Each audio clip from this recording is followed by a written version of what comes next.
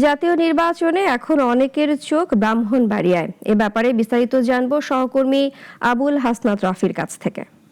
আসন্ন ত্রয়োদশ জাতীয় সংসদ নির্বাচনে বাকি আছে আর মাত্র কয়েকদিন। ব্রাহ্মণবাড়িয়ার ৬টি আসনে প্রার্থীরা প্রচার প্রচারণা ইতিমধ্যে চালিয়ে যাচ্ছেন। শেষ সময়গুলিতে ভোটারদের ধারে ধারে যাচ্ছেন তারা।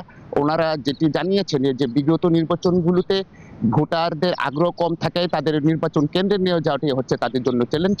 প্রার্থীরা এই বিষয়টা ভোটারদের বোঝানোর চেষ্টা করছেন, পাশাপাশি উদ্যুত করছেন যে কেন্দ্রে ভোটারদের যাওয়ার জন্য। আমরা কয়েকটি নির্বাচনী আসনে কথা বলেছি প্রার্থীদের সাথে। তারা যেটা জানিয়েছেন যে বিগত ৩টি নির্বাচনে প্রশ্নবিদ্ধ হয় তারা। আসলে ভোটাররা যেটা বলেছেন যে কেন্দ্রে যাওয়ার প্রতি আগ্রহ কম। আমরা এখন কথা বলার চেষ্টা করব ব্রাহ্মণবাড়িয়া ৩ আসনের যে হাত পাখার যে প্রার্থী জনাব গাজী নেদুল করিম, ওনার কাছে জানতে চাবো যে বিগত নির্বাচনগুলোতে তো আসলে ভোটারদের আগ্রহ কম ছিল, এখন তো আপনারা প্রচারণার মধ্যে আসলে ভোটারদের আগ্রহটা কেমন পাচ্ছে? জি, ধন্যবাদ নাগরিক টিভিকে আমাকে জনগণের সামনে তুলে ধরার জন্য। যে বিষয়টা আমাকে বলছেন, আসলে আমিও বিষয়টা নিয়ে খুব ভাবতেছি। বিগত অনেকগুলা নির্বাচনে ভোটাররা ভোট কেন্দ্রে যায় নাই। ভোটাররা সেই ধারাবাহিকতাটা ধরে রাখে কিনা, অনেক ভোটাররা ভোট কেন্দ্রে যেতে একটু অনীহা প্রকাশ করতেছে। তো আমি অনুরোধ করব প্রশাসনে নিয়োজিত যারা আছেন, আপনারাও যদি ভোটারদেরকে ভোট কেন্দ্রে যাওয়ার জন্য একটু আগ্রহ তৈরি করার চেষ্টা করেন।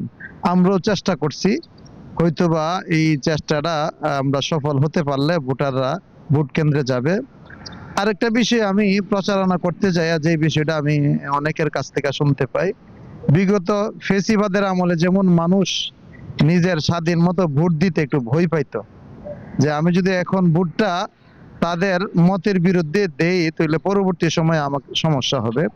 এখনো কিছু কিছু ভোটারদের কাছে আমরা এই বিষয়টা পাই, তারা বলে যে ভোট দিমো কিন্তু প্রকাশ করা যাবে না। এই বিষয়টা নিয়েও আমি একটা আগামী নির্বাচনটা কতটুকু ফেয়ার, কতটুকু গ্রহণযোগ্য হবে, এই বিষয়টা নিয়েও আমি ভাবতেছি। কর্তৃপক্ষ যারা আছেন এই বিষয়টার প্রতি গুরুত্ব দেওয়ার জন্য আমি অনুরোধ করছি। ধন্যবাদ জনাব নিয়াজুল করিম। উনি যেটি বলছিলেন যে ভোটারদের আসলে উনি চেষ্টা করছেন যেন ভোট কেন্দ্রে যেন নির্দ্বিধায় যান এবং ভোটটা প্রয়োগ করেন। আমাদেরও প্রত্যাশা থাকবে যে আগামী যে নির্বাচন আছে সেই নির্বাচনে ভোটারদের উপস্থিতি আসলে চোখে পড়ার মতো হবে। এই ছিল ব্রাহ্মণবাড়িয়া থেকে নির্বাচনী সর্বশেষ করবো। আবারও কোনো বিষয় নিয়ে ব্রাহ্মণবাড়িয়া থেকে যুক্ত হবার চেষ্টা করবো। আবুল হাসনাত মোহাম্মদ রাফি, ব্রাহ্মণবাড়িয়া।